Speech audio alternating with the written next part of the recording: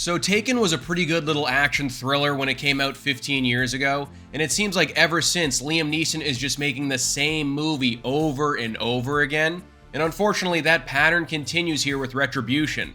The only thing taken in this movie is the 90 minutes of my life that I am never getting back. Let's begin.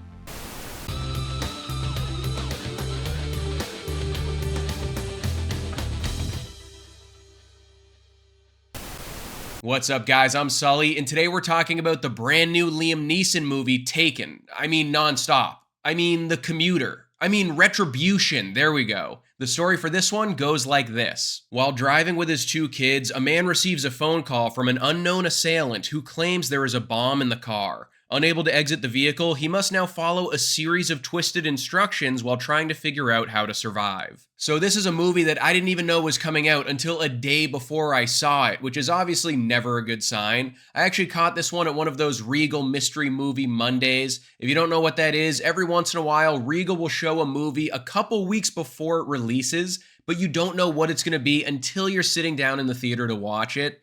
Sometimes it's a blast at the movies like Gran Turismo. Other times, it's Retribution. And say what you will about this movie, I thought it was really cool seeing Liam Neeson break new ground here. He's finally doing a thriller where his family's in danger and a mysterious threat is taunting him, and he has to do terrible things to rescue his loved ones. Oh wait, he does that every movie. How could I forget? But getting into the meat and potatoes here, this one kind of piggybacks off a few other well-known thrillers with its premise. There's a little phone booth in here because a mysterious voice is telling Liam Neeson what to do at a moment's notice. There's a little saw in here too, just in the sense that he's given a choice, and regardless of what he decides, there's gonna be life-altering consequences. And then obviously there's a whole lot of speed in here, right? There's a bomb strapped in the car, and it could go off at any second if the rules aren't followed. And I'm like, all right, that's a combination I can get behind. Sign me up, right? Wrong. So this is a race against time, ticking clock kind of thriller, so it better have some actual thrills in it. And it does. It has explosions and car crashes and SWAT teams.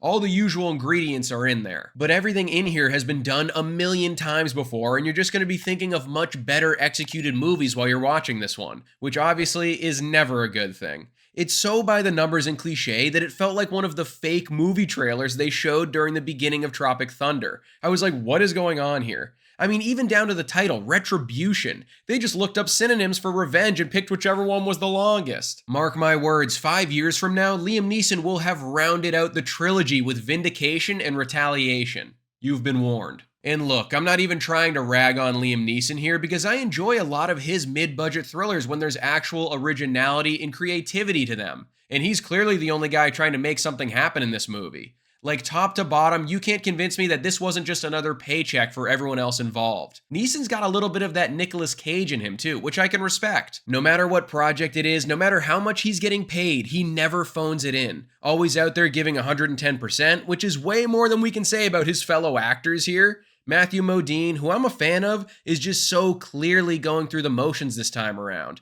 Like, come on, you're a 35-year veteran of this business. Would it have killed you to show just a little bit of hustle? But no, he basically Weekend at Bernie's his way through this 90-minute dumpster fire. And speaking of the runtime, it's kind of weird because in a world where I'm constantly complaining that movies are just too long nowadays, I can't believe I'm going to say this, but Retribution could have actually benefited from an extra 15 minutes tacked on to the tail end here. Like, the credits roll at such a jarring place in the story, you're going to think the guy in the editing room accidentally deleted how it all wraps up and was just like, whatever, it's over. But a little more backstory, emotion, and conclusion could have elevated this from being a total generic misfire to at least being a decent thriller worth a one-time watch. On top of that, it might have the softest R rating I've seen in a movie in an extremely long time. I think there's one F-bomb in there and a touch of blood from time to time. And when I got a chance to see this movie, it was actually still unrated, so I wasn't really sure what to expect from it. But I was shocked a week or two later when I saw that it actually secured an R rating. That honestly surprised me way more than anything in the movie did. So bravo, I guess. Overall, guys, all I wanted to get out of this movie was a semi-interesting plot, a couple of thrills, and maybe an actual ending if it's not too much trouble. But it gave me none of those. There's a few surprises here and there, but almost everything down to the last detail felt like it was ripped from a much more cohesive and entertaining thriller. Liam Neeson tries his best to make something happen here, but it's just not enough to elevate this uninteresting and mindless 90-minute ride. Don't be surprised when you see this one firmly planted on my worst of the year list. Liam, buddy, I love you, but this ain't it. Retribution gets a Sully score of 1.5 stars. So that's my review of the latest Liam Neeson movie. Let's liven this up a bit though. What's your favorite movie with Liam Neeson in it? Don't forget to like this video and subscribe to the channel if you haven't already, and I'll see you guys at the next one.